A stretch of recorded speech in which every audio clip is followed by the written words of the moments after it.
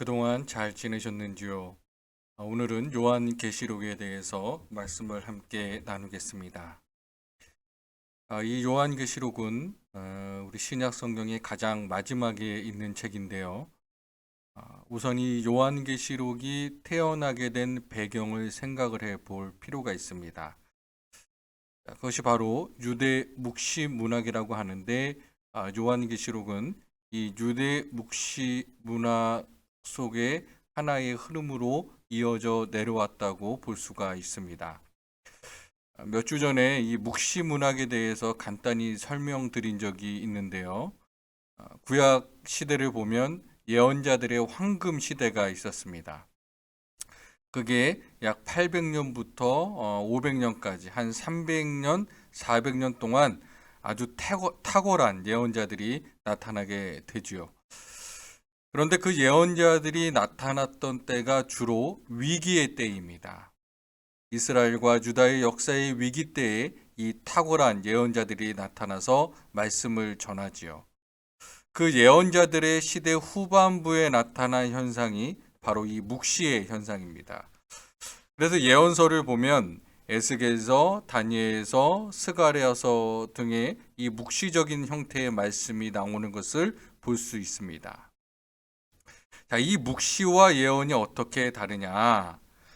예언과 묵시를 비교해 보면 예언이라는 것은 현재의 삶에 대한 회개, 즉 현재의 삶에 대해서 회개를 하게 하는 데에 이 예언의 목적이 있습니다. 그래서 믿는 사람들의 죄악에 대한 고발이 많이 나오는 것이죠. 물론 하나님께서 미래에 이루실 일들에 대한 그런 예언들이 많이 있지만, 그렇지만 미래에 이러한 일이 일어날 것이다 라고 하는 것은 고정된 것이 아니라 지금 너희들이 회개하고 정신을 차리고 회개의 열매를 맺으면 그러면 하나님께서 그 미래를 바꾸실 것이다.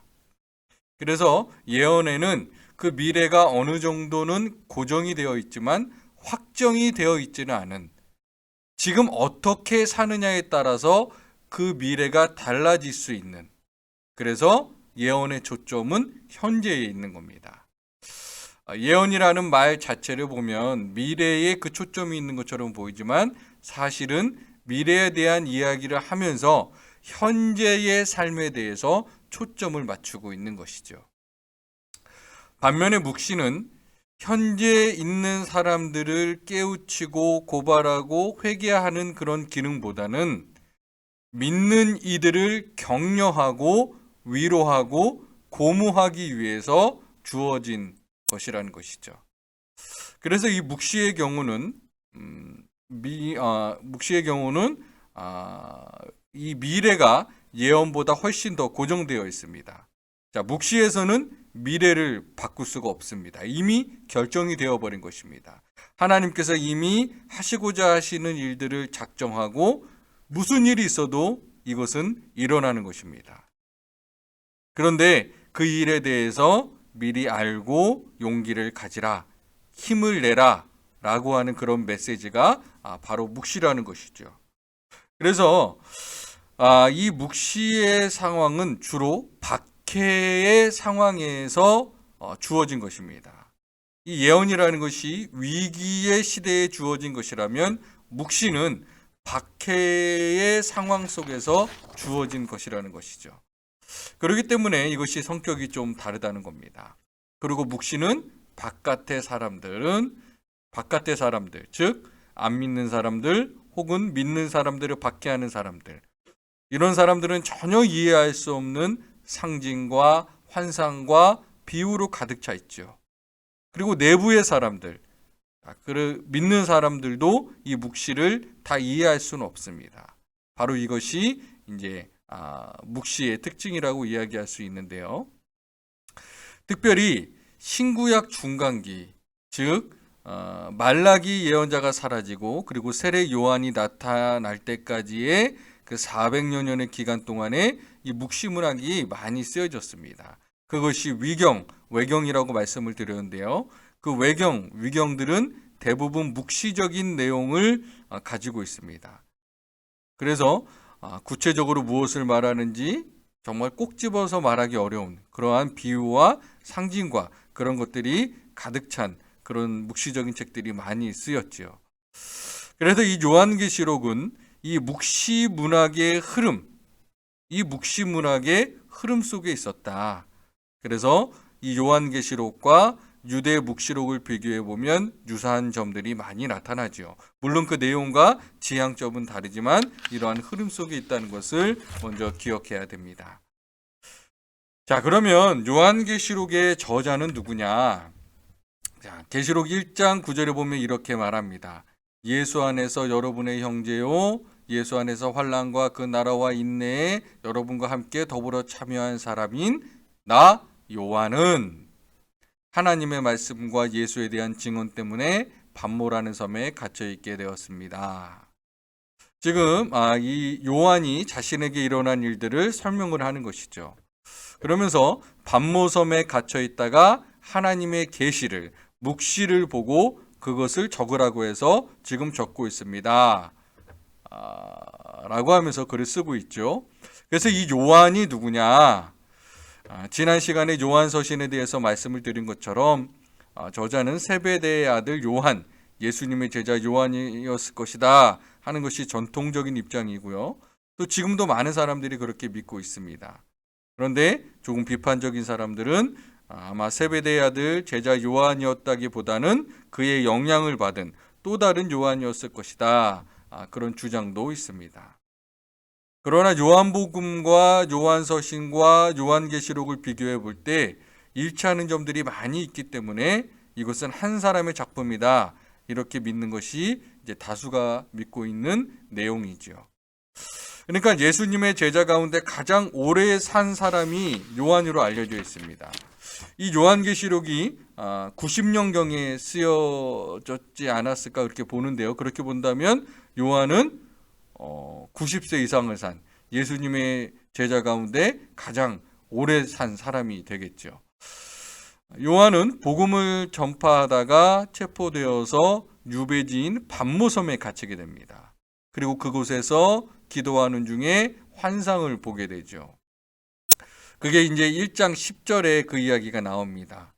주의 날, 여기서 주의 날이라고 하는 것은 아마 지금으로 보면 안식일이 지난 주일, 일요일에 예배를 드리다가 혹은 혼자 기도를 하다가 하늘이 열리면서 하나님의 보좌를 보게 된 것이죠. 그리고 그때 주님께서 나타나셔서 소아시아의 7교회를 위해서 보고 들은 바를 기록하라는 명령을 따라서 이 책을 기록하게 됩니다. 그것이 11절의 내용이죠. 소아시아의 7교회는 지도를 보면 이렇습니다. pat모섬은 바로 여기인데 이게 이렇게 그림으로 보면 잘 모르겠죠. 자, 이 pat모섬은 당시의 유배지로 굉장히 유명했습니다. 우리가 옛날 영화의 빠삐용에 보면 그 빠삐용이라는 영화에 나오는 그 교도소가 있는 섬은 도저히 나올 수 없는 그런 섬이었죠. 그러니까 이 pat모섬도 그런 섬인데 스스로 배를 만들어도 그 섬을 떠날 수 없을 만큼 그렇게 파도가 거센 그런 지형적인 위치 때문에 유배지로 사용이 되었다고 합니다. 소아시아의 7교회는 지금 터키의 서쪽 끝에 있는 에베소. 자, 이 에베소는 우리가 에베소서를 통해 잘 알고 있죠. 그리고 라오디게아, 이 라오디게아는 골로새서에 나오죠. 그리고 그 옆에 골로새가 있고요. 자, 이 7교회에 바로 보낸 편지다. 그렇게 되어 있죠. 요한계시록의 구조를 보면 요한계시록은 상당히 뚜렷한 구조를 가지고 있습니다. 1장 20절까지는 서막이라고 이야기를 할 수 있죠. 자, 어떻게 이 글을 쓰게 되었는지, 하나님의 계시를 보게 된 경위가 무엇인지에 대한 그런 소개가 나와 있고요. 그 다음에 2장과 3장에는 7교회를 향한 주님의 말씀이 나와 있습니다. 이것은 묵시가 아닙니다. 그리고 2장과 3장은 바울의 편지처럼 아주 짤막한 그런 메시지로 되어 있죠. 그리고 4장부터 22장까지가 바로 요한이 보았던 묵시입니다. 그리고 이것도 이 부분도 이제 몇 가지로 이렇게 나눌 수가 있는데요. 자, 4장과 5장은 요한에게 보여진 하나님의 보호자의 모습입니다. 그 하나님의 보호자가 보였을 때 그 모습이 어땠고 거기에는 누가 있었고 하는 그런 자세한 설명이 거기에 나와 있죠. 그리고 그 다음에 이제 그 하나님의 보호자에 대한 설명이 나온 후에 6장부터 16장까지에는 세 가지의 7 환상이 나옵니다. 7 봉인, 7 나팔, 7 대접 해서 이 하나하나 첫 번째 봉인이 뜯어졌을 때 이런 일이 일어났고, 두 번째 봉인이 떨어졌을 때 이런 일이 일어났고, 이렇게 해서 7개가 나오고, 그 다음에 또 첫 번째 나팔이 울리니까 이런 일이 일어났고, 또 두 번째 나팔이 울리니까 이런 일이 일어났고 해서 7개가 나오고, 그 다음에 첫 번째 대접이 쏟아지니까 이런 일이 일어났고 해서 그렇게 세 가지의 7개에 대한 환상이 반복이 되죠. 이것이 6장부터 16장까지 나오는 내용이고요. 그리고 17장부터 20장까지에는 사탄의 멸망과 어린 양의 승리, 여기에서 있었던 그 많은 환난과 혼란과 갈등과 이 모든 것이 이제 17장부터 20장까지의 내용에서 해소가 되죠. 그 모든 갈등이 끝나고 사탄이 최종적으로 결박을 당하고 죽임당하신 어린 양이 영원한 왕이 되는 그런 변화가 바로 17장부터 20장이 나옵니다. 그리고 21장부터 22장 5절까지가 새하늘과 새 땅, 그리고 영원한 승리에 관한 이야기가 나옵니다. 그리고 22장 6절부터 21절까지는 이제 마감하는 말로 그렇게 되어 있죠. 그래서 이 요한계시록의 구조는 상당히 뚜렷하게 어떤 사람의 읽더라도 쉽게 볼 수 있는 그런 구조로 되어 있는 것을 볼 수 있습니다. 자, 이 내용 중에 먼저 7 교회에게 주시는 주님의 말씀에 대해서 생각을 해 보겠는데요. 여러분도 잘 알다시피 7이라는 숫자는 충만수입니다. 그러니까 이 7 교회에게 그 편지를 쓰라고 하는 것은 7 교회라고 하는 말은 이 세상의 모든 교회를 상징한다고 볼 수 있죠. 그래서 이 말씀은 소아시아에 있는 7 교회만이 아니라 7 교회로 대표되는 이 세상의 모든 교회에게 주시는 말씀이라고 그렇게 볼 수가 있습니다. 그 7 교회의 상황은 지금 자세하게 하나하나 보지 않겠습니다만은, 교회가 이 땅에서 겪을 수 있는 모든 문제들이 거기에 망라되어 있다고 볼 수가 있습니다. 자, 에베소 교회는 처음 사랑을 잃어버렸고, 환난과 궁핍 가운데 있었고, 거짓 교사를 받아들이고 우상 숭배가 일어나고 있었고, 영적인 침체에 빠져 있었고, 박해를 당하고 있었고, 또 너무나 물질적으로 풍요로워서 부패해 있었고, 그러니까 에베소 교회부터 시작해서 그 7 교회에 이런 문제들이 있었다는 겁니다. 7 교회에 서로 다른 문제들이 바로 여기에 담겨져 있죠. 그런데 그것은 당시의 소아시아의 7 교회에서만 당하였던 그런 문제가 아니라 지금 오늘날 우리 교회에서 이 땅에서 겪을 수 있는 거의 모든 종류의 문제들을 여기에 나열하고 있다는 것입니다. 그래서 오늘날 교회가 이 요한계시록을 읽을 때 우리는 에베소 교회 같네, 우리는 라오디게아 교회 같네 하는, 그렇게 하면서 자기 자신을 돌아보는 그런 도구로 사용이 될 수 있다는 거죠. 그런데 이 7 교회에 주시는 메시지, 마지막 결론적인 메시지는 모두가 동일합니다. 이겨라. 7 교회에 주는 메시지의 내용은 다른데 결론은 똑같습니다. 이겨라. 이기는 자에게는 생명의 면류관을 줄 것이다. 이기는 자에게는 무엇을 어떻게 될 것이다. 이것이 거듭거듭 나옵니다. 자, 이기라는 말은 무슨 뜻이냐? 구원이 완성될 때까지 믿음을 지키라는 겁니다. 믿음을 지키는 게 바로 이기는 것이라는 메시지이죠. 자, 교회에서 사용하는 인사법 중에 승리하십시오라고 그렇게 인사를 하게 되는데, 근데 그때 말하는 승리라고 하는 것은 믿음의 능력으로 이 세상에서 잘 되고 하는 일마다 승승장구하고 형통하고 이런 걸 말하죠. 그런데 요한계시록에서 말하는 승리, 이긴다는 것은 그런 것이 아닙니다.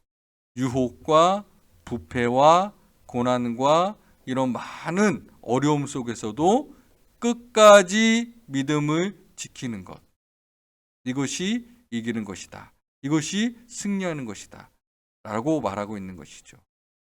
왜 그래야 하느냐? 왜 이기는 것이 중요하냐 하면 그 대답이 이제 4장 이하의 묵시를 통해서 주어지게 되는 것이죠.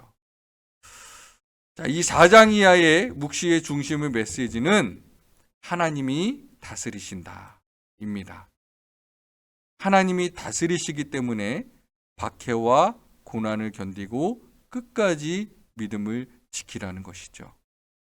왜냐하면 하나님께서 다스리시기 때문에 하나님께서 이기신다는 겁니다. 하나님이 결국 모든 것을 하시기 때문에 지금 눈에 보이는 것 때문에 하나님을 놓지 말라라는 것이죠. 유혹에도 박해에도 목숨을 내놓고라도 하나님을 붙드는 것이 그것이 필요하다. 그게 이기는 것이다. 이렇게 이야기를 하는 겁니다. 그래서 7교회에게 주시는 말씀의 요점은 이기라, 믿음을 지키라는 격려입니다. 자, 이제 4장부터 이어나오는 이 묵시를 읽고 묵상하는 방법에 대해서 이야기를 해보겠는데요. 먼저 환상에 대해서 이해를 하셔야 됩니다.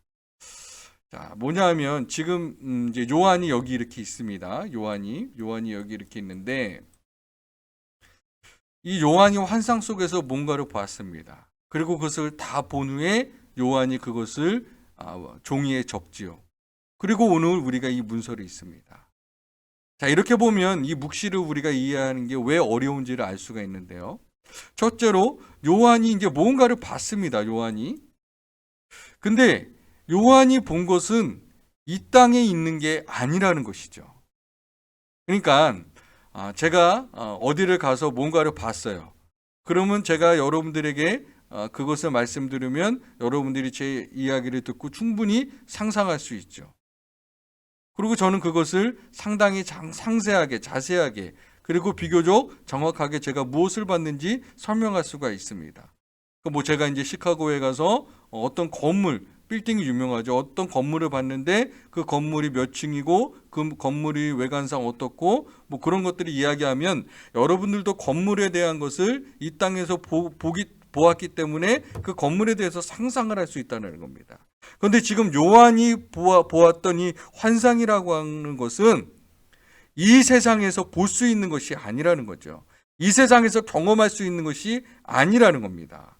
이 세상에서 볼 수 없는 전혀 다른 단 한 번도 본 적 없는 그런 신비한 광경을 이제 요한이 본 것입니다. 그러니 처음 본 것을 이 종이에 적어 나갈 때 요한은 어쩔 수 없이 이 세상에서 자신이 보고 들었던 것을 사용해서 적을 수밖에 없었던 것입니다. 단 한 번도 본 적이 없는 그것을 인간의 언어로 표현하기에는 부족했던 것이죠. 그렇지만 어떻게든 자신이 가장 비슷하게 표현하기 위해서 노력을 했던 겁니다. 그래서 이 계시록에 보면 환상에 대해서 설명하면서 어떻게 이야기를 하냐면 무엇과 같은 무엇처럼 생긴 이런 표현이 계속 나오는 겁니다. 그것은 벽옥과 같았고 그것은 황금과 같았고 그것은 사자처럼 생겼고 그것은 백마처럼 생겼고. 그러니까 지금 요한이 본 것은 사자가 아닙니다. 사자와 비슷하게 생긴 것이죠. 요한이 지금 본 것은 백마가 아닙니다. 백마처럼 생긴 겁니다. 요한이 지금 본 것은 벽옥이 아닙니다. 벽옥과 같은 것입니다. 지금 요한이 본 것은 황금이 아닙니다. 황금과 비슷한 것입니다. 그러니까 뭔가 그 환상 속에서 어마어마한 것을 봤는데 나중에 생각을 해보니까 그것이 사자처럼 생겼다. 사자와 비슷했다. 이렇게 이야기를 한 겁니다. 그러니까 지금 요한이 적은 이 요한계시록의 내용과 요한이 실제로 본 것 사이에는 많은 차이가 있다라는 이야기입니다. 사자처럼 생겼다고 해서 사자가 아니라는 것이죠. 그런데 그것을 지금 우리가 읽고 있는 겁니다. 그러니 우리가 지금 이것을 읽고 요한이 본 것을 상상해야 되는데, 요한 자신조차도 자신이 본 것을 인간의 언어로 표현하기에는 너무 한계가 있었기 때문에 지금 우리가 요한계시록을 읽고 요한이 본 것을 상상하는 것은 정말 우리가 그것을 보기에는 너무 어려울 수밖에 없고 우리 또한 한계를 가질 수밖에 없다라는 것이죠. 그래서 우리가 요한계시록을 읽으면서 조심해야 될 것은 요한계시록에 나와 있는 모든 내용들을 완전히 다 이해하려고 해서는 안 된다는 것이죠. 저도 그런 욕심을 가져본 적이 있었고요. 또 지난 2000년 동안 수많은 사람들이 그런 식으로 사람들을 호도하고 이단이 되었죠. 요한계시록을 잘못 읽는 방법 중에 대표적인 방식이 바로 종말과 재림의 시나리오로 읽는 겁니다. 자, 지금 15장에 나와 있는 이 이야기는 무엇을 가리키고 해서 지금 현재 일어나고 있는 그리고 앞으로 일어날 일들을 하나하나 맞춰가지고 해서 그래서 언젠가 재림이 올 것이다, 종말이 될 것이다, 그렇게 이야기를 하는 거죠. 불이 나오니까 이것은 핵전쟁을 의미하는 것이다, 그렇게 말하는데 그렇게 말하는 것이 바로 이단인 겁니다. 그동안 2000년 동안 그런 사람들이 끊임없이 나타났죠. 그리고 많은 사람들이 끊임없이 속았습니다. 지금도 그런 사람들이 있습니다. 지금도 유튜브에 보면 요한계시록으로 풀었다 하면서 시한부 종말론을 이야기하고 지금 이 시대가 종말이다, 종말의 징조가 바로 이런 것이다, 이렇게 이야기하는 사람도 있고, 하나님으로부터 계시를 받았다, 이렇게 이야기하는 사람들도 있고, 자, 이런 사람들이 바로 이단이고 위험한 사람입니다. 내가 요한계시록을 풀었다, 그렇게 말하는 사람이 가장 위험한 이단이죠. 그래서 이게 아주 중요한데요. 요한계시록은 종말을 예측하도록 주어진 비밀 문서가 아닙니다. 종말의 환난을 견뎌낼 소망과 믿음을 가지게 하는 책이죠. 그래서 우리가 요한계시록을 통해서 우리가 얻어야 할 것은 정보가 아니라 변화라는 것입니다. 요한계시록을 통해서 언제 재림이 일어날 거고 지금 일어나고 있는 일들이 어떤 의미를 지니고 있는가 하는 정보를 찾으면 다 틀린 것이죠. 2000년 동안 틀렸기 때문에 앞으로도 틀릴 것이라는 말이죠. 그래서 이 요한계시록을 통해서 우리는 우리의 연약함, 회의적인 믿음, 우리의 이 흔들리는 믿음이 죽음을 눈앞에 두고서도 흔들리지 않는 믿음으로 변화되는 것, 이것이 우리가 요한계시록을 제대로 읽는 방법이라는 것이죠.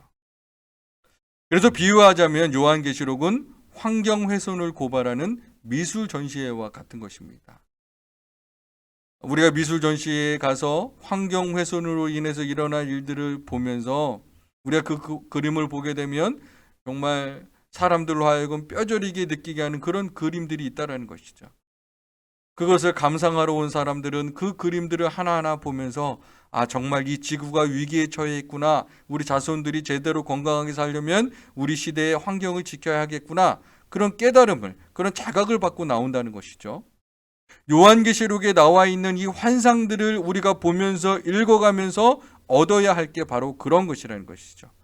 하나님이 살아계시는구나, 내 믿음을 버려서는 안 되겠구나 하는 그러한 결단을 하게 만들어주는 것이 요한계시록이어야 한다는 것이죠.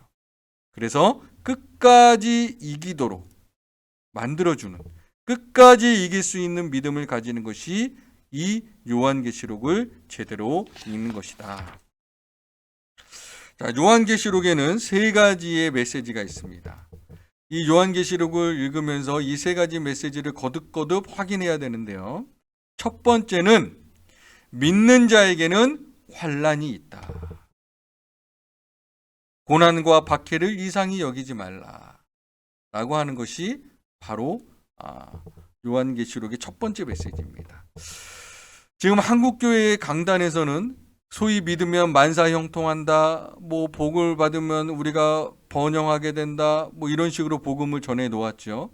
그렇기 때문에 그렇게 믿다 보면 그렇게 믿고 복음을 받아들이고 신앙생활을 하다가 병에 걸린다거나 혹은 고난과 박해를 받는다거나 어떤 시험에 빠진다거나 혹은 뭐 사업이 안 돼서 경제적으로 어려움을 당한다거나 이런 문제가 생기면 당황하고 놀라고 믿음이 흔들리고 믿음이 무너지게 된다는 말이죠. 그런데 이 요한계시록이 말하는 것은 고난과 박해와 환난은 믿는 사람에게 당연한 것이다. 왜냐하면 지금은 사탄의 세력 하에 있기 때문이다. 예수님은 우리보다 먼저 죽임을 당하셨다. 그런데 하나님의 보좌를 보니까 그 죽임 당하신 어린 양이 왕이더라. 우리 그리스도인들은 고난을 끌어안고 그 박해를 끌어안고 고난 당함으로 인해 승리하는 거다. 이것이 이제 요한계시록에서 이야기하는 것이죠. 그러므로 환난과 고난과 박해와 때로는 순교까지도 두려워하지 말라. 그것은 당연한 것이다. 언젠가 그런 환난이 닥칠 수도 있다고 하는 것. 우리의 믿음 때문에 우리가 고난 당해야 되는 상황도 있다고 하는 것. 그 사실을 인정하고 그것을 이상히 여기지 말라라는 것이죠. 두 번째 메시지는 악한 세력은 결국 심판을 받는다는 것. 이것이 요한계시록이 거듭거듭 우리들에게 증거하는 것이죠. 마지막 때까지 사탄이 노예로 사로잡은 사람들을 조종해서 하나님의 뜻에 저항합니다. 그러나 그 사탄의 때는 정해져 있다는 것이죠. 결국 사탄은 결박당할 것이고 그 사탄의 편에서 악행을 저지른 사람들은 모두 심판을 받을 것이다. 끝이 있다는 것이죠. 지금 현재는 사탄과 사탄의 노예 역할을 하는 사람들이 승승장구하는 것 같지만 결국은 끝난다는 것입니다. 그것이 요한계시록의 두 번째 메시지입니다. 그리고 세 번째 메시지는 하나님이 이기신다. 지금 현재는 하나님이 없는 것 같고 하나님이 아무 관심을 가지지 않는 것 같고 믿는 것이 다 헛된 것을 믿는 것 같고 그런 상황 속에 있지만 그러나 1장 8절에서 말하듯이 하나님은 알파와 오메가이시다. 처음 시작하는 분도 하나님이고 그렇기 때문에 마무리 짓는 분도 하나님이시다.